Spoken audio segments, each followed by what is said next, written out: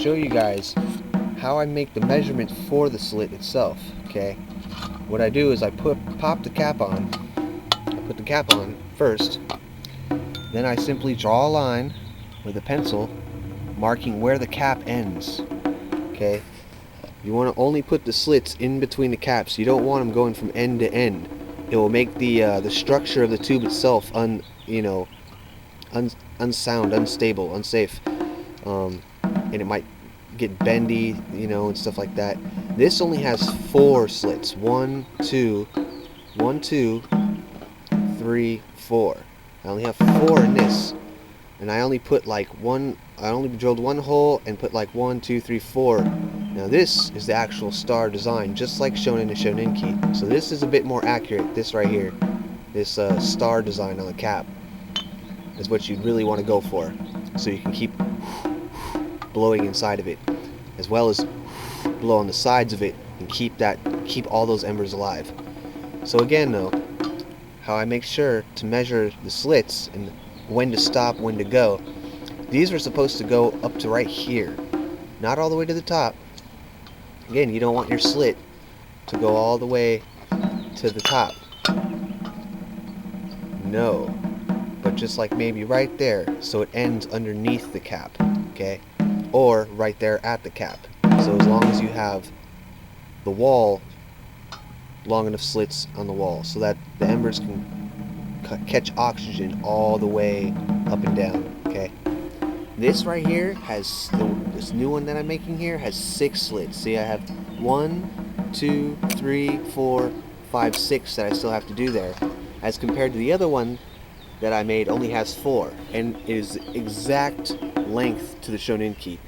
This I just measured out 6 inches, so it's a little bigger. It's a little too big for a kimono sleeve. It still fits in my kimono sleeve, and I can still carry it around efficiently. It still works, but it's just a little bit too long. I would like it to be nice and like perfect 6-inch, whereas this will be a perfect 6-inch, and it will fit. I cut it exactly to the size of my kimono sleeve, so it will fit into my kimono, and etc. So hopefully this will work and will be more of an efficient Donohi than even my previous versions. So again, to give you an example, see, I made the slit from end pencil mark to pencil mark, so that way when I put the caps on, the slits only fit just past the cap. Then what I do is I simply take these, there's all these rough edges. If I stick this in my pocket now, it's going to tear up my kimono, so I simply file that all down smooth. Right, guys? File all these little slits. They have all this metal stuff. File it down smooth. Is because I want the cap removable, obviously. I want to be able to take the cap on and off, so I don't really, but it stays on. See, I'm not worried about that. But the last step is to put the bottom cap on, and I put a self-tapping screw in there to just make sure that it stays on and I can carry it around. No big deal. But you know what? I've had these caps stay on by themselves completely. I don't really need to put the screw. I just put the screw for extra security to make sure it's solid, well made, done, ready to go. I'm not worrying about it at all. Next thing you know, I pull it out of my pocket and it slides out and the embers are all over me. That would suck. So yeah, there is a couple of Donohi. If you can see, my slits line up from side to side, showing that I did like some decent measurements. They got a little awkward, but yep, there you go. Here's the inside look of a Donohi.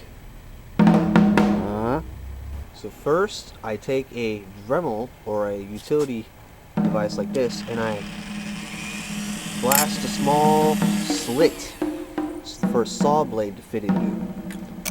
Then I take a all-purpose metal saw blade and I go up and down, and that's how I make my slits, the air slits in my Donohis.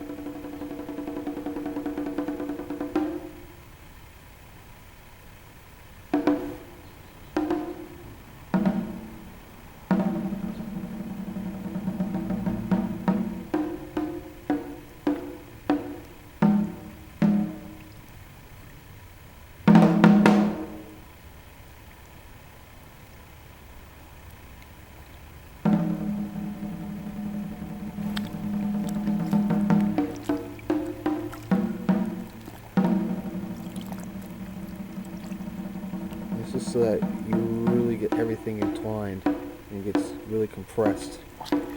And then you can twine it into rope. You can take this and you can string it into string and rope a lot easier. So it's you braid it. So basically I'm just soaking raw cotton in order to, right before braiding it into like small thin pieces of rope that we will braid around and wrap around our Donohi core, if you will. So yeah, just sit here and leave this until you know it's thoroughly soaked up and all the water is well into all the fibers of the cotton and everything. And then, yeah, and then again, leave it soak for a while. And we'll come back to it.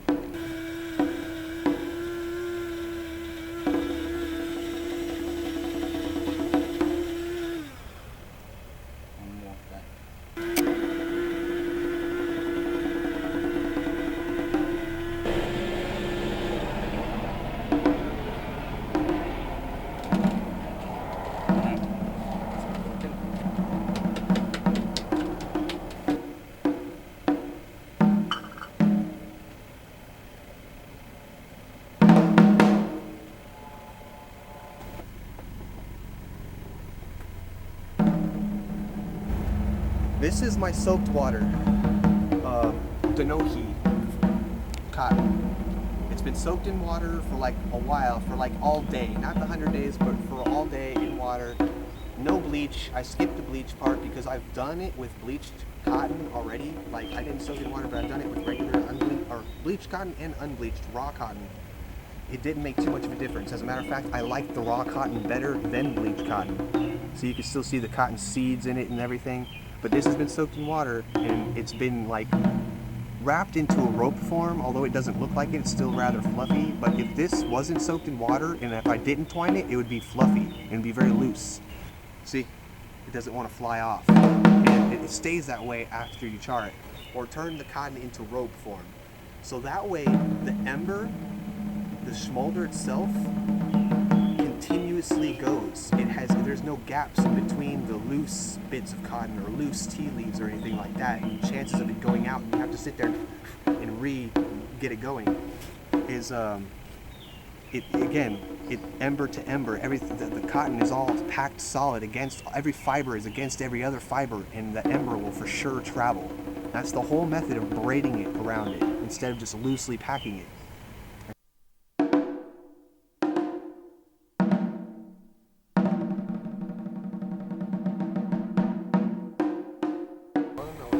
Mugwort herb, okay? You guys can see this.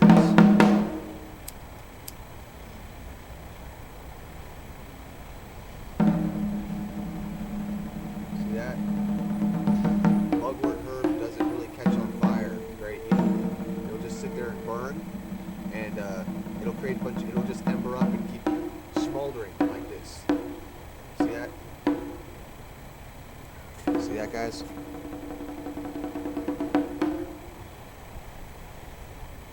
It smolders very well. This is, again, mugwort herb, and notice, see that? It stays together in a clump. Its properties are very, very similar to cotton, and just it's a fluffy, very, very fluffy, very, very fine, perfect Tinder material. Okay. Now I'm gonna snuff that out. Hopefully it snuffs out easily, but really it doesn't. So there's mugwort herb. Okay, this is used in moxa medicine, Chinese medicine. But it's noted as Tinder within some of the manuals.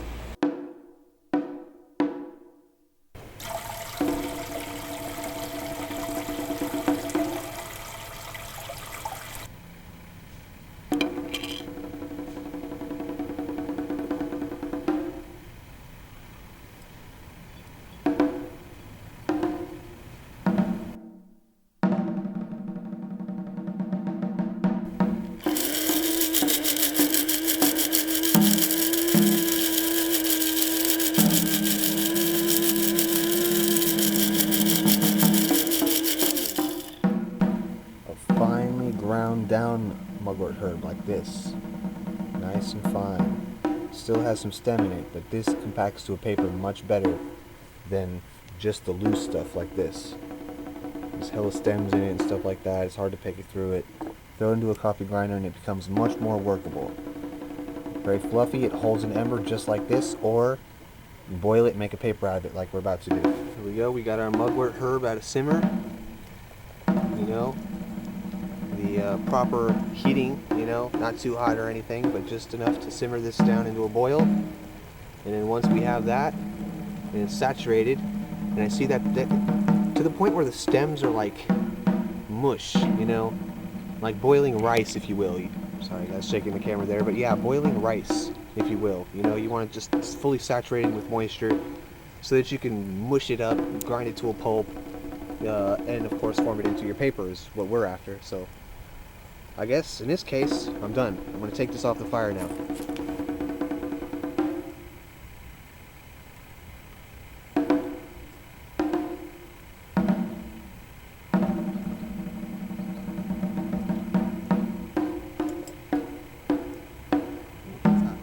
Our super fine has come to a simmer, and you can see that. It's come to a simmer, and that's what I want.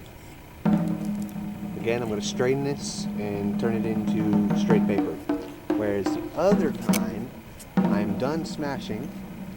This is what we started out with. Okay? Wet and been boiled. Then smashed it and folded it, smashed it and folded it until it started getting somewhere like this. But this, even then, you can see all the stems still kind of eh. And then this is the finest that I can get by smashing it with a hammer and smashing it by hand, without putting it into a grinder or some sort like that. This is the finest I can get. See, it just clumps together.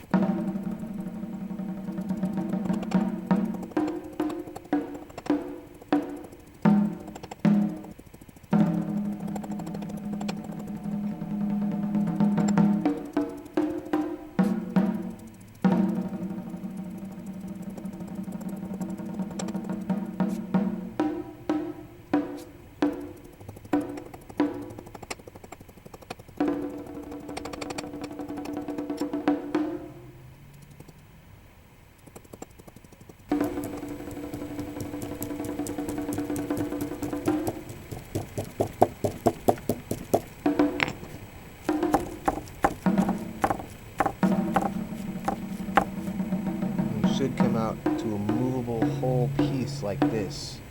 See, like paper form, but I have to let this dry. And let it dry like that. And it's tricky to get that and just to stay in one whole chunk.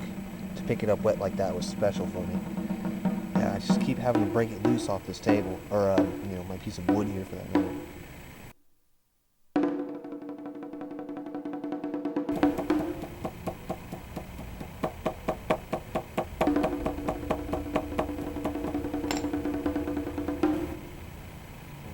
Scrape it up, like a patty of some sort, leave it to dry. There it is. Let this sit till it dry, till about tomorrow, and then we'll see how well it really works. Mugwort Tinder from the Iga Ryu Fire Essential Ways of Fire. This is the Iga men's method of Tinder.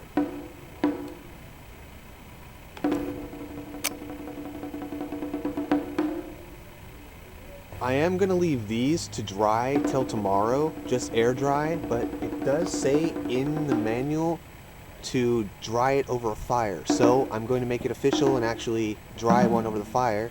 Not only that, I figured so that way you can use it right away, you know? Boil it, smash it, dry it right over the fire that you boiled it on, and you have it ready to go within a matter of like, what, 15 minutes that took me? Maybe 15, 20 minutes. Or half an hour, you know, just to say play it safe. And I'm pretty sure I've been out here for no more than half an hour. Boiling, smashing, and then quick drying this paper. Or tinder, I should say. Tinder paper. It is the next day, and our mugwort herb is completely dry. Okay? See? Formed into these nice little paper patties, if you will. Very light. This is the finest grade, medium grade, kind of coarse grade, and unchopped, just as is. This, it goes from coarse, half grind, a little bit more finer, and then this is like the finest that I can get it with stems and everything.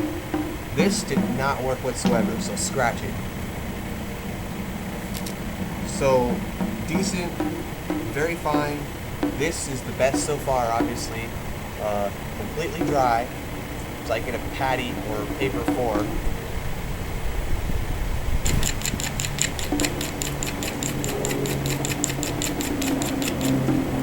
There it goes.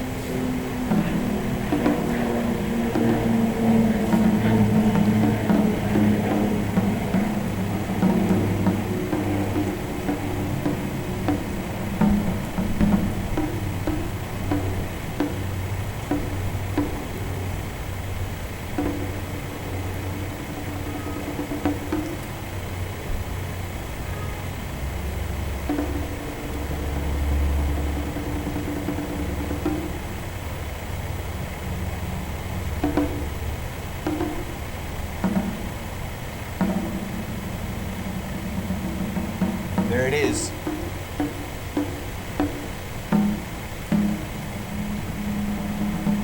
Alright.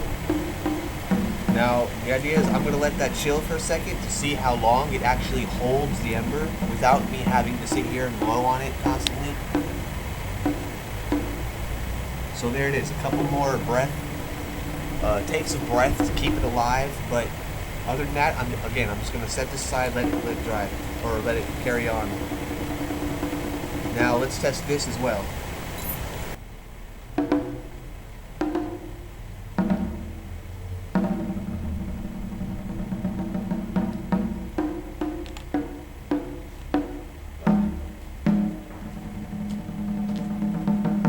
I want you guys to see a nice good up close of that mugwort tinder. Works very well.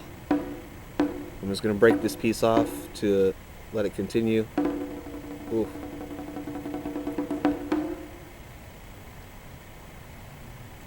There we go. And I can just take that. I can stick it in my Donohi, light stuff up with it, whatever. I'm not using my breath either. That is just going strong all by itself. With my breath, it's crazy. It goes everywhere. The medium grind.